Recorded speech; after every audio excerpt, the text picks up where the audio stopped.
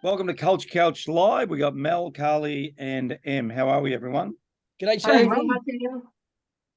Now, Mel, I'm just going to throw to you quickly to set it up. But you were listening to a radio station this morning, which She basically had listens to Talkback, Rosie. She's 100 years old and listens to Talkback in the morning.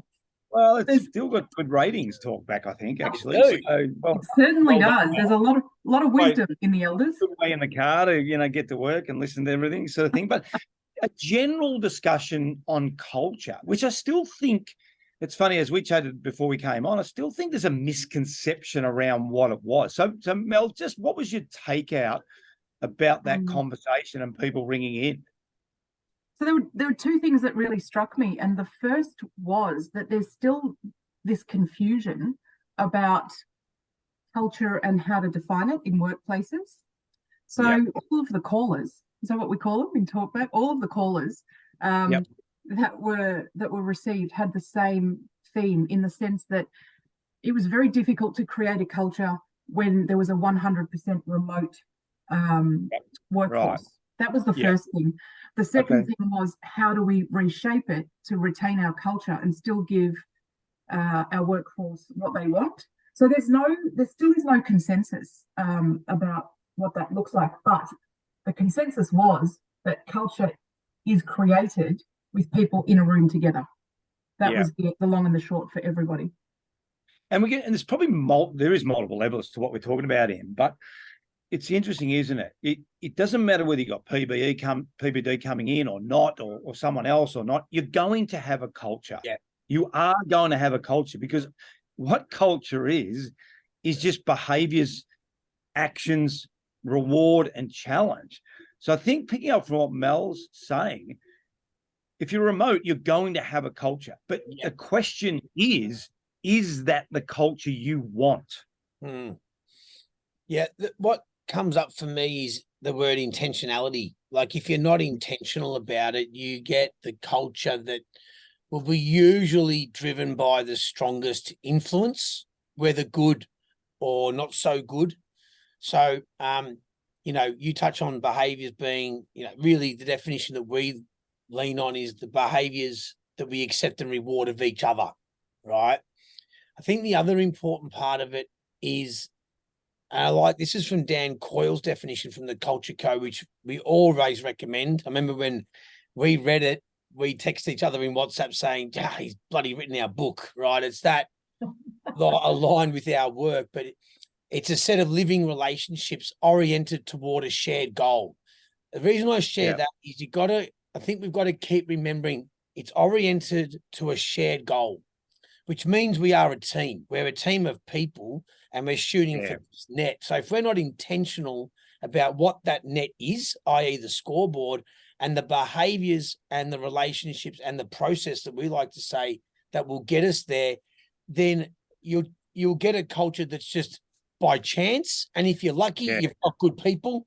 And if you haven't, then the biggest negative influence tends to guide that, because they role model the behaviors and everyone follows suit. So then, as we say, you've left it to chance. So intentionality is absolutely critical to building a culture, whether remote or in person. And something, Carly, we touched on just before we came on was also the flow-on effect of culture. And it was interesting when Mel was talking. So some of the callers were restaurateurs in the Melbourne CBD. So the flow-on effect of people not going into work is the culture of the CBD has been affected, which probably people don't understand. So one culture affects the other culture, doesn't it? Yeah, and I think that's really interesting too, because we've spoken about it many times, but we've seen in all of the major cities over the last 18 months that work days are the middle of the week. So Tuesday, Wednesday, Thursday, people don't come in Monday, Friday, because Monday they get everything done at home and they just bang it out. And then Friday they do what they need to do. And then depending on what their work ethic's like, they might have a bit of a relax in the afternoon. So Thursday has become the new Friday in the CBD. But then the company I was speaking to during the week said, we actually get all our team in on a Friday because it's easier for them to get in. The traffic's not as bad. So our new culture is that we actually come in on Fridays, and that's the day we come in. So people are working around the subcultures that are happening within the business. But I think the 2 points for me are you have to create an environment that people want to come into. Yeah. So Yeah. if your office is just, you know, an old style, grotty, segmented thing where everyone just sits in their booth and don't interact, why would you want to come in? That's You know, right. you don't. So Yeah. you have to create an environment and spend more time and effort on what is the environment we want people to come into. So if we know that the workplace, the best results of the workplace now are for relationship building and collaboration, what spaces are we creating for relationships and collaboration? What does that look like?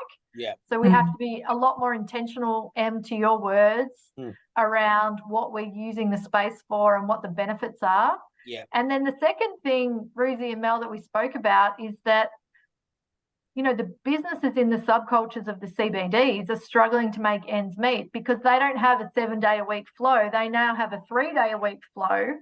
And that then influences on us. So if we want to go to a restaurant on a Friday, you can't get in and you pay 30% more. And then that's not kind of helping the overall, you know, Culture economy of and the city. society and culture of the city that we're trying to create in terms of lifestyle. So what do we do with that, Ruzi?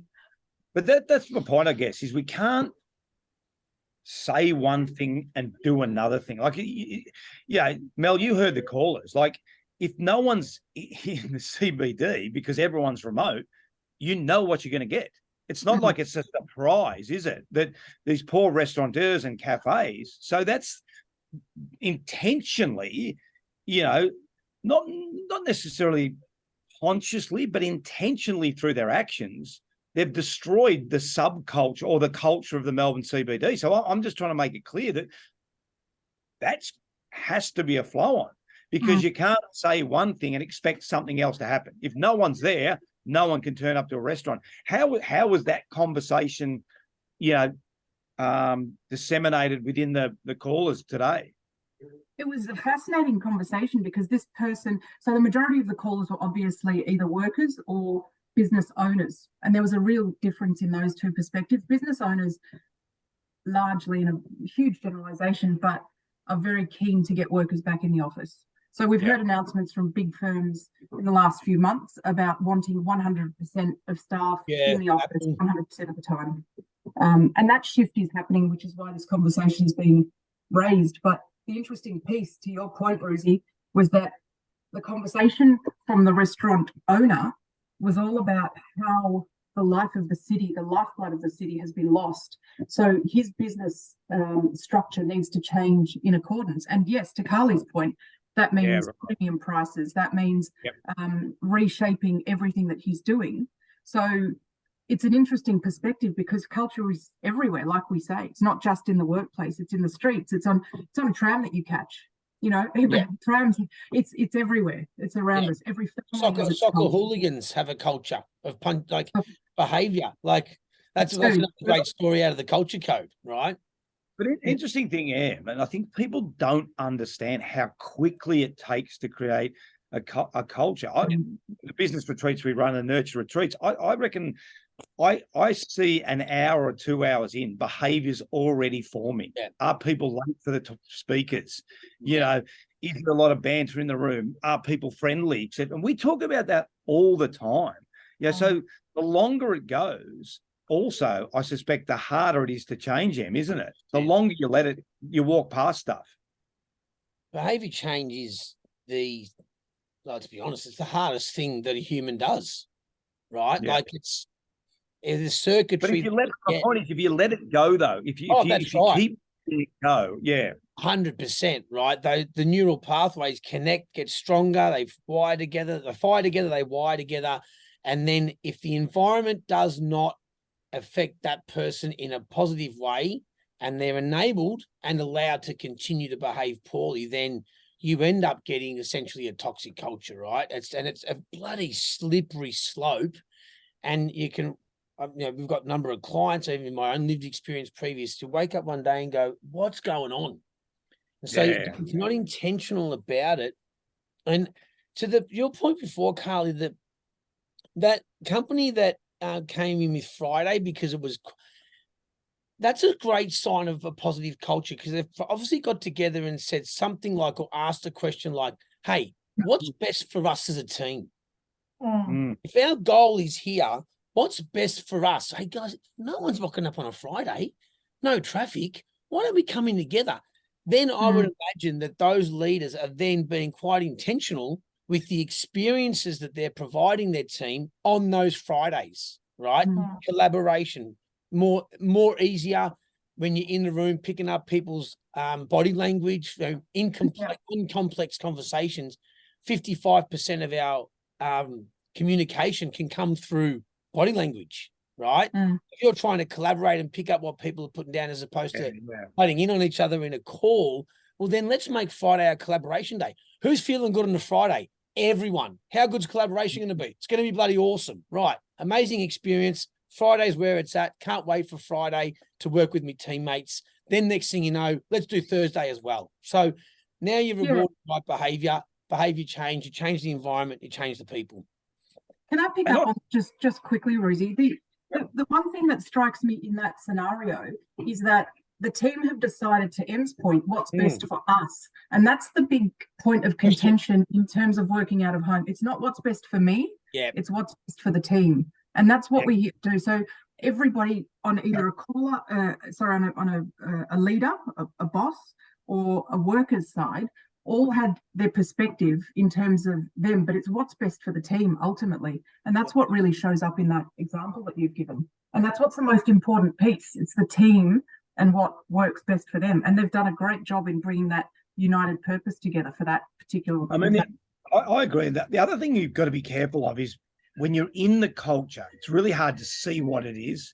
Carly, I love the exercise when you ask the newest person, because it's easy for us to be, I've been working at a certain company. I've been here for 5 years. You've been here for 6 years. And we think our culture is X, Y, Z.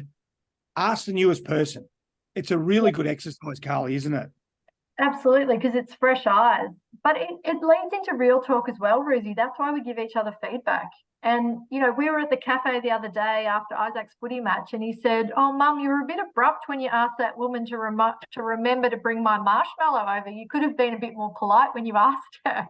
And straight away, the fresh eyes and, the ability to give each other feedback, I was like, oh, okay, tell me what I need to do. And we had that conversation in the moment, but they're the conversations we need to keep having with each other around, what are those perceptions and what are we noticing about the behavior?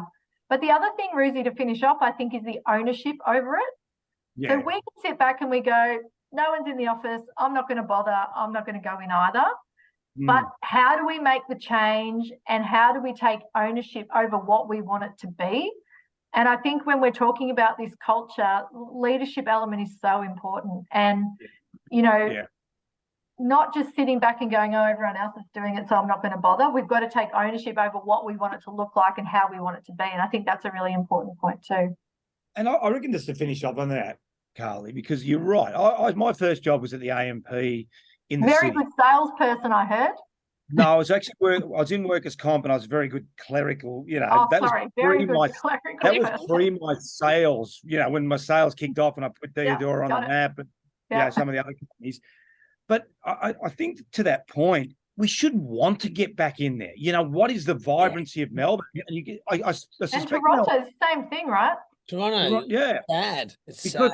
Because that's part of the fabric, the part of the culture, Mel. And I suspect that's why the restaurateurs were so frustrated, because when you've seen what it looks like, you get into work. I remember just getting into work, and it was pretty cool. And you go down to morning tea, the local cafe, and you grab whatever you grab, and you have a coffee and all that sort of stuff. And then I'd head off to training, et cetera, et cetera. So we've just got to be careful what we wish for, really. And I suspect, as I said, Mel, you were the one that listened to the call. I suspect that's the frustration, because we've seen this vibrant Melbourne, this vibrant CBD that everyone wants to go in and everyone wants to take part of. And now I suspect we've lost that. That is exactly right. So the piece where you have people walking into a restaurant, coming out of a vibrant city into a restaurant actually sets a tone. So those restaurateurs also have a bigger job to do to lift the Yeah. culture of their restaurant and the dining experience, because people are coming in from a different experience than they used to. So Yeah. there's a lot of subtleties as well in human experience and culture, just like that.